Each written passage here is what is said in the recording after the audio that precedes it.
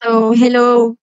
Good morning sa inyo. Bale, ngayon ay magbe-brainstorm muna tayo about sa mga naging observation natin sa iba't ibang planta na napuntahan natin sa plant tour. So, bale, yung sa akin, magsisimula ako sa Mega. Ang napansin ko dun ay may isang lata na naiwan dun sa isang equipment. Tapos, kahit wala tayo dun sa mismong production area, kahit dun lang tayo sa view deck, ay amoy na amoy natin yung ano ng isda. Then sa gardenia naman ay napansin ko may nagpatak na daw sa sahig. Though ang pagkakamali ko lang ay hindi ko siya napansin kung anong ginawa nung staff, kung ibinalik ba niya or inilagay sa isang container na contaminated na. Then ang isa pa, sa gardenia ay may ilang equipment na may maduming part.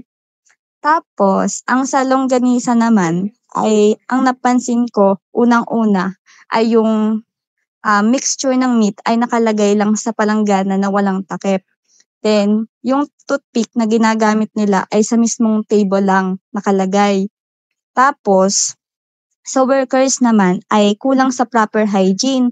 Though meron silang suot na face mask tsaka hairnet, pero yung face mask na suot ay hindi nako-cover yung nose, kundi ang bibig lang nila, which is mali.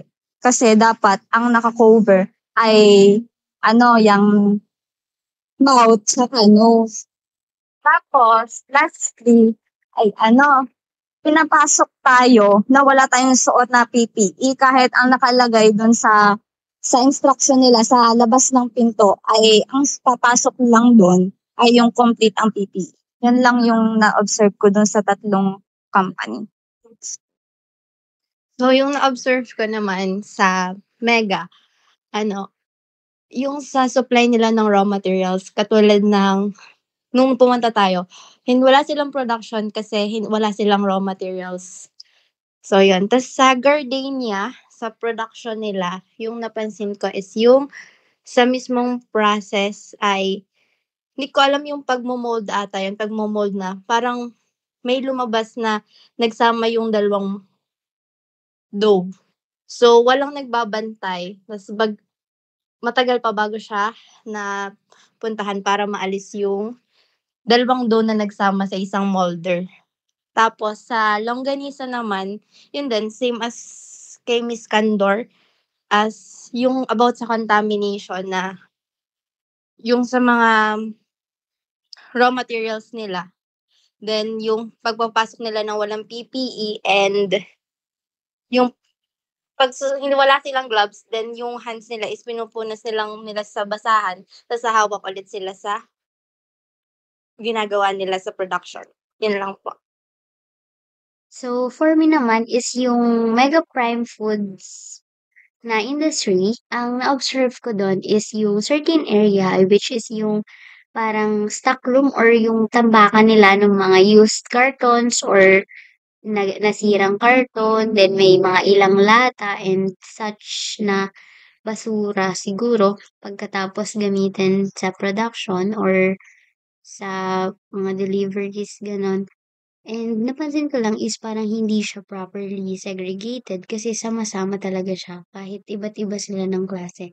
Like, yung karton kasama yung lata, hindi siya properly segregated na parang mas maganda sana if halimbawa sa isang area na 'to is lahat ng karton para if mare-repair man yung karton na yan during ano, is madali siyang makukuha na hindi siya na-expose din sa other na mga basura na nagamit sa production. Then yung ano naman with regards sa lata na nasa machine na na-observe din ni Miss Candor is like mapapaisip ka is pagkatapos ba ng production nila before that day na may production sila is bakit hindi nalinis or bakit siya nandun, bakit yung lata na yun is nandun, paano nila na make sure like bakit hindi malinis or bakit hindi siya naalis after ng production before that day nung may production sila. Kasi though general cleaning sila that day kasi nga wala silang production, So, mas maayos sana na kada production nila everyday is name-maintain nila yung cleanliness na hindi lang dahil yung mindset nila is ang general cleaning natin is during this day, dun lang natin i-make sure na dun talaga lilinisin yung mga ano. Yung simpleng lata na yun, if hindi yun napansin, is baka mag-cause pa siya ng something sa pinoproduce na product. For the gardenia naman is napansin ko lang during the process ng dividing and slicing is may mga natitrim siya na parts ng loaves na sa sides and sa top na nalalaglag yung mga na-trim na yon underneath ng machine. And napatanong kami dun sa worker dun sa gardenia kung anong ginagawa nila dun sa mga natitrim na yun. And good thing naman is ginagawa daw siyang animal feeds sa dun sa mga natitrim na ngayon. Then napansin ko din is yung mga rejected loaves is nakapatong siya after nung machine na mga ongoing pa yung process. Then sa before naman is yung doon sa orientation nasabi doon na may 35 hectare nga. Then na-maximize niya, good thing is na-maximize niya yung area na nahiwa-hiwalay yung pagbi-breed ng mga tilapia and prawns. Like hiwa-hiwalay, hindi yung tabi-tabi sila, though iba-iba sila. Parang mas na nagiging hands-on yung mga workers dun na ma-maintain kung ano dapat yung environment na meron yung bawat bini-breed nila.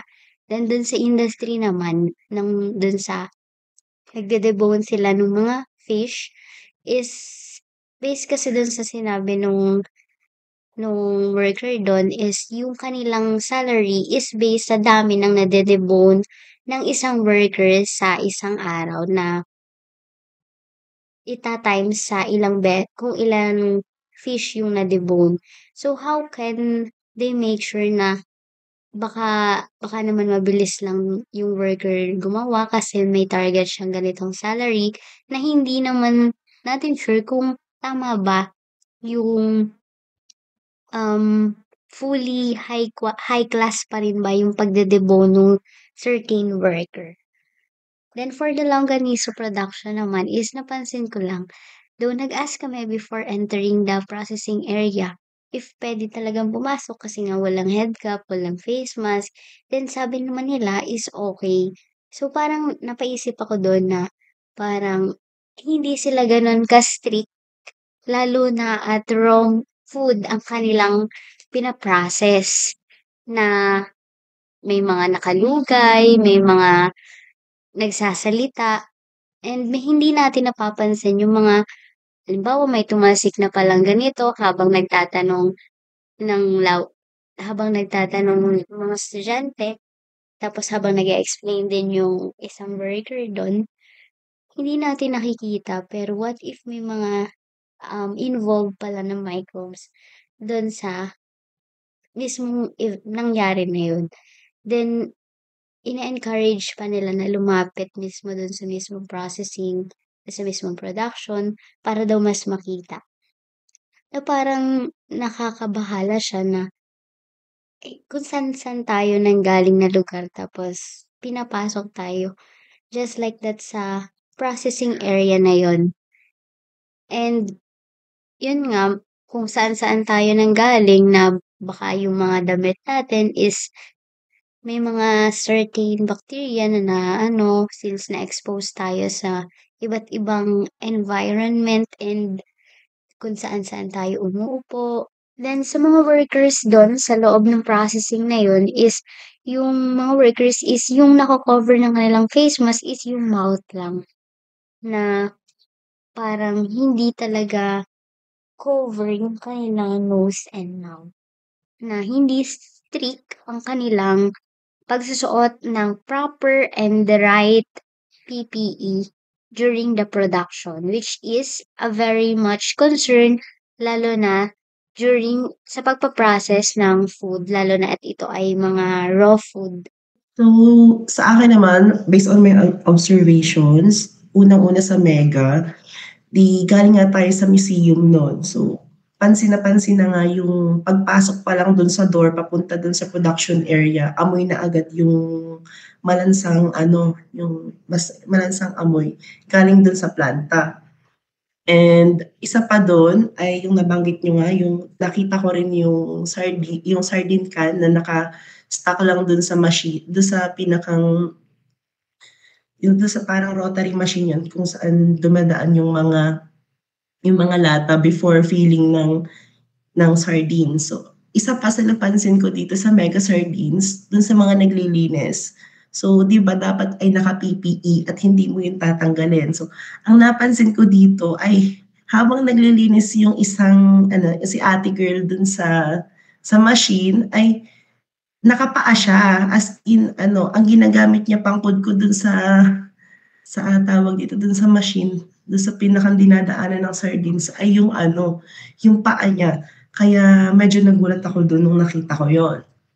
And next naman dito sa gardenia, honestly wala akong masyadong nakita dito, kasi focus lang talaga ako dun sa production nilang ano, pero hindi ko talaga nakita yung mga nakita niyo. So, next naman ay dito sa BFAR, yung as stated na nga din nung aming ano, tour, nung nagtutour sa amin ay um, sa bangus production daw nila ay hindi nila magawang yung dun sa yung makapag metal detect kasi nga daw wala daw silang metal detector at the moment kaya doon daw ay hindi nila ma-detect kung meron ba daw mga impurities like metal dun sa kanilang product na i-disseminate sa market. And next naman dito sa Alaminos Longganisa, same concern dun sa face mask na hindi lahat takip, yung nose and mouth, and yung basta na lang pagpapapasok sa ating mga students kahit na hindi tayo nakasuot ng proper PPE or complete PPE. So, as mentioned na nga din kanina ni Miss Malibiran na kung saan tayo nagpunta and dagdag pa dito, most of us ay may sakit na nung field trip. So, malaking factor yon na pwedeng maka-affect dun sa environment na pinuntahan natin na makontaminate din ng virus na dala-dala ng student yung pagkain na nandun sa production area. So, yun lang yung sa akin.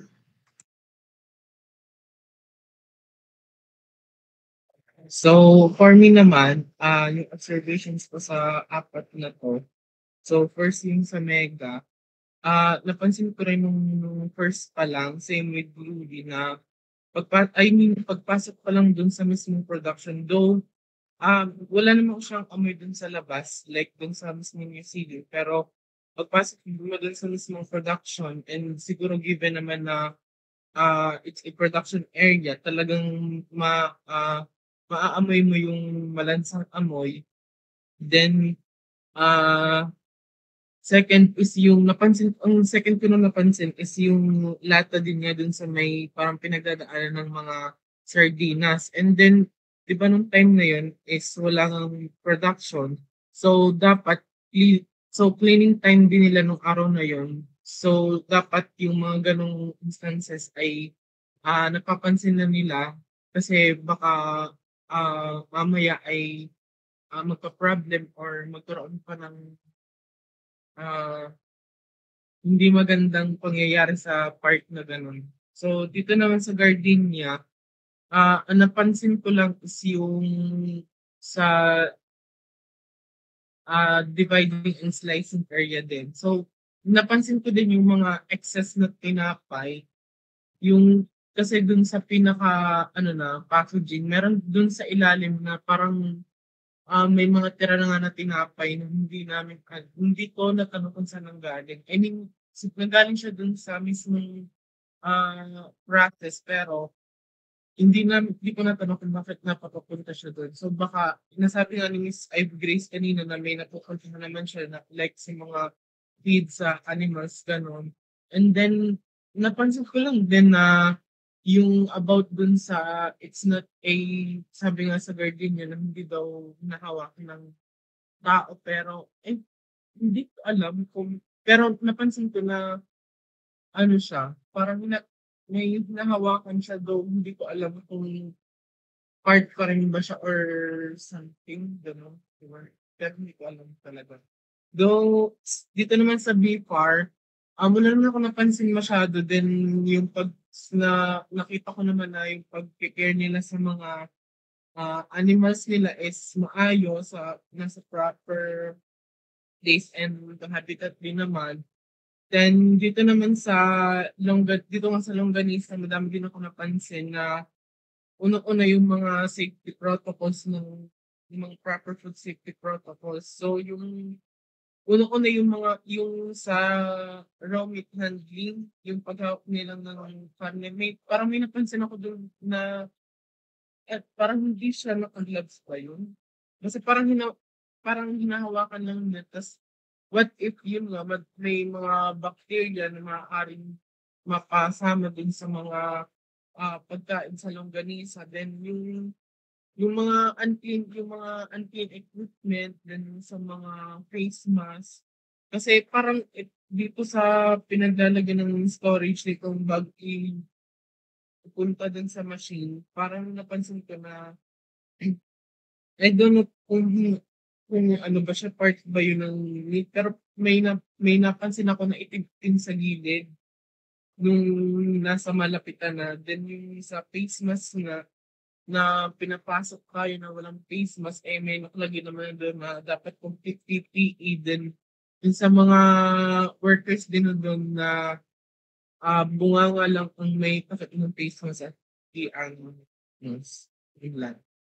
So from those observations sa mga iba't ibang food industries na na-visit natin, alin ba dun sa mga industries na yon yung pinaka gusto nating bigyang pansin and ma-raise yung mga na-observe natin para aware or alam din natin sa ating sarili as future food engineers yung mga simpleng bagay. And for me, yung una, yung pinaka ano sa akin is yung Alaminos longganisa na production. Since siya ay homemade pa, hindi pa gano'n kaano yung kanyang compliance, pero kailangan sana is yung strict compliance nila sa simpleng pagsusuot ng proper PPE is napa-practice na even sila ay small scale pa lang. Para if ever mag-expand yung kanilang industry is maa-adapt agad nila and nasanay na sila na gano'n ka-strict sa kanilang production area or the processing industry itself. Sa'kin ay yung sa longganisa din kasi sakop siya ng ng MSMEs. Siya ay nasa range lang ng micro to medium. So, bale parang mas maganda natin siyang pagpokusan kasi, ayun nga nagsisimula pa lang tapos parang ang lahat ng kanilang production ay gamit lahat ng skills ng tao, less sila sa equipment. Kaya ayun, sa tingin ko.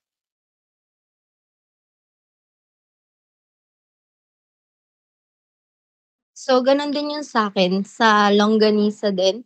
So, siguro kung magiging large scale food industry sila, 'di kailangan ma-address yung cross-contamination and makapag-develop or makapag-implement man lang sila at least ng HACCP.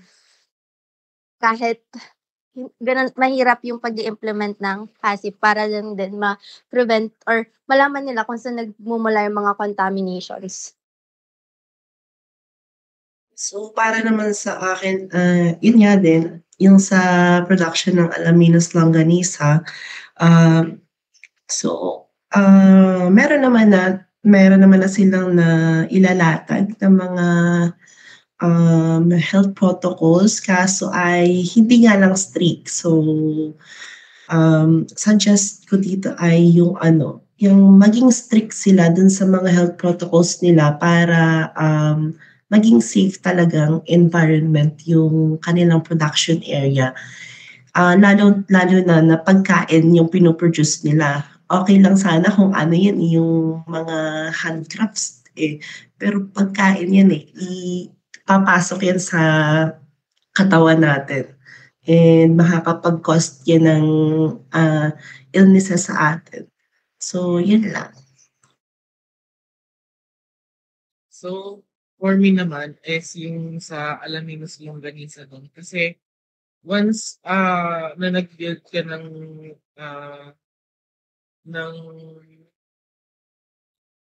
I mean, 'pag nag-build ka ng isang business, kailangan presentation and yung preparation pa lang is pasok na. Kasi parang dun magre-reflect yung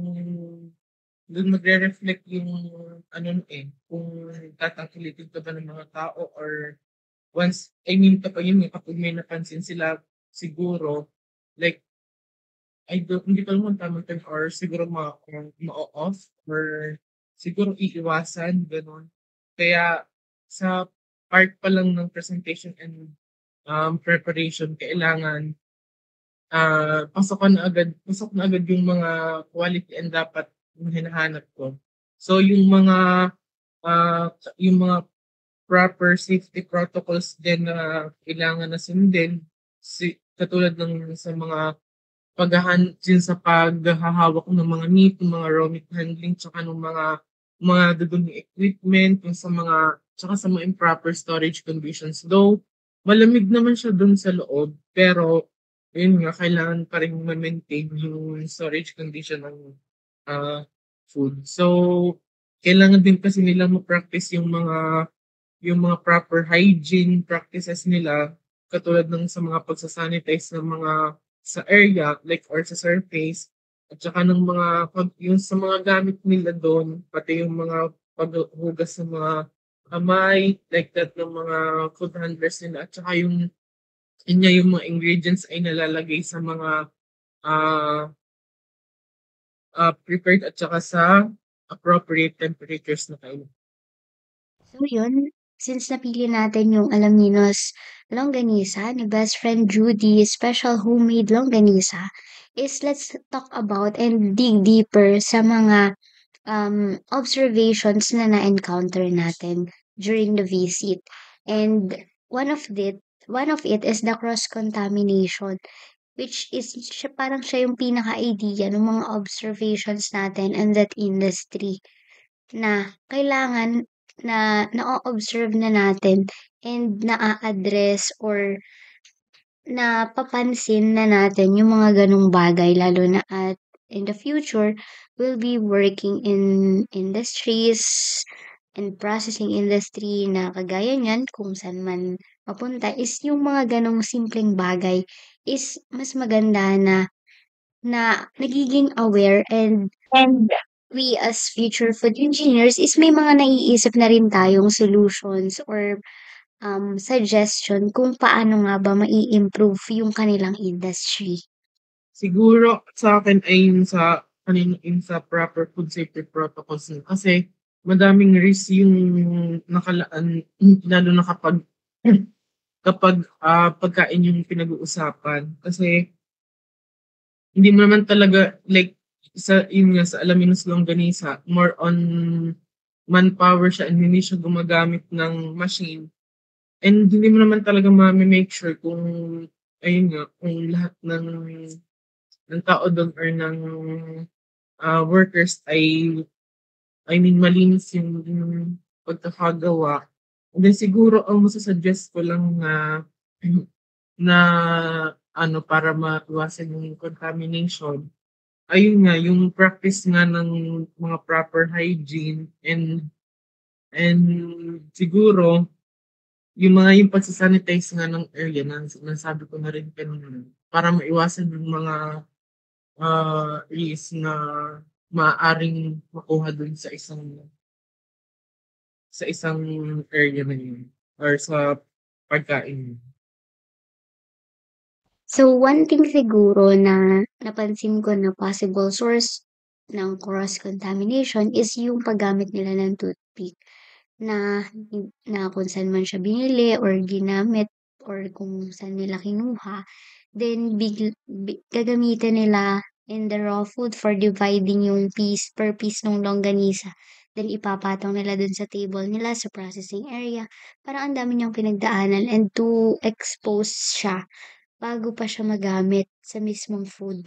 Tapos, parang risky din siya na ginagamit kasi lalo na sa mga bata dahil siya ay toothpick. And one thing upon research ay may na-search ako na siguro ay suggestion na rin na what if i-consider nila yung edible toothpick na siya ay gawa sa mga nuts, grains, mga gano'n. And siguro as another variation nila para din for safety, gano'n.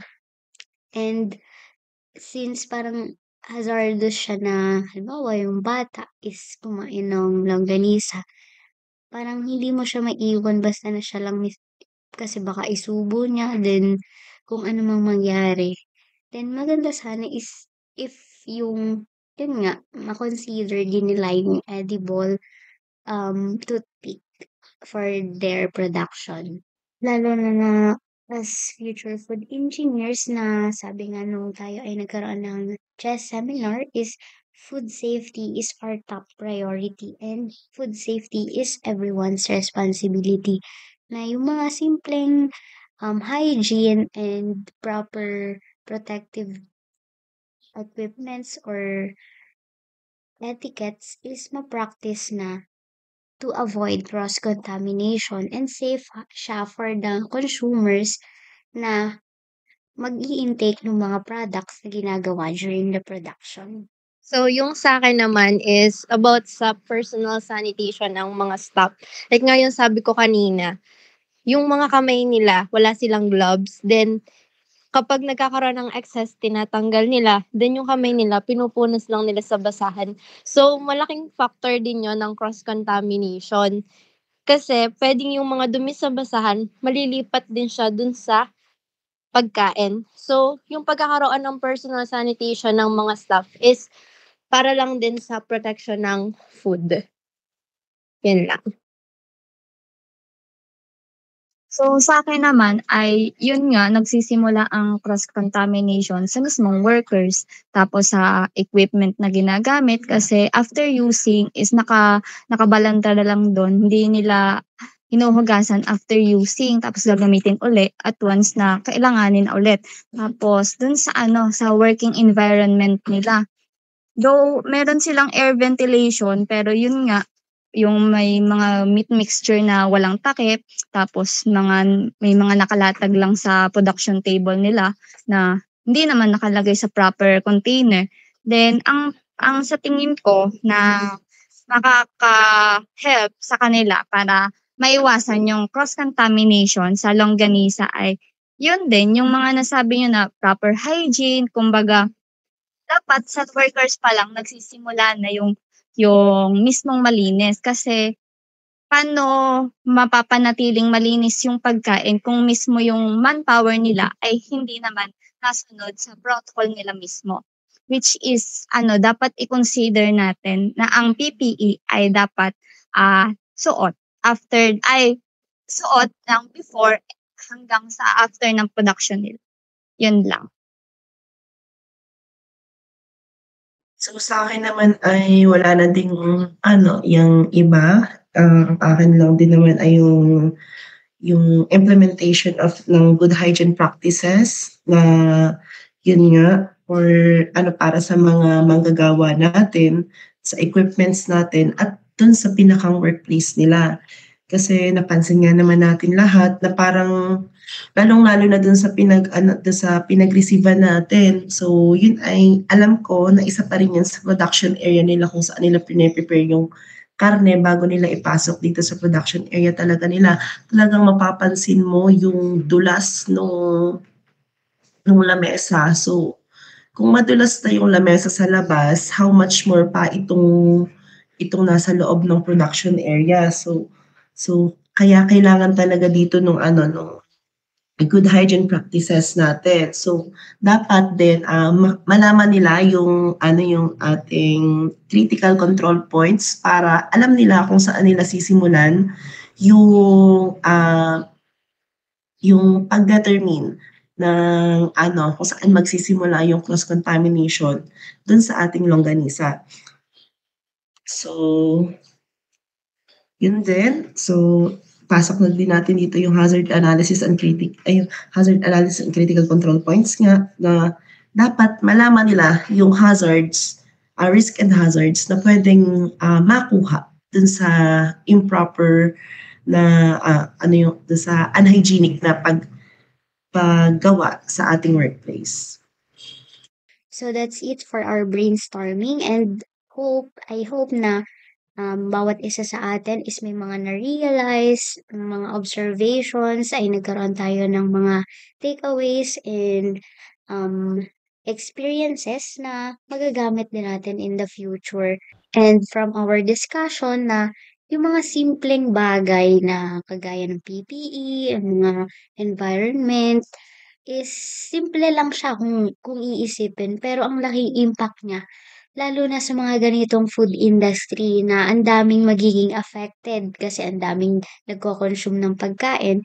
And yun nga, kagaya ng sabi ko kanina, food safety is our top priority lalo na tayo ay mga future food engineers na palaging ang concern ay ang pagkain and food safety para sa lahat.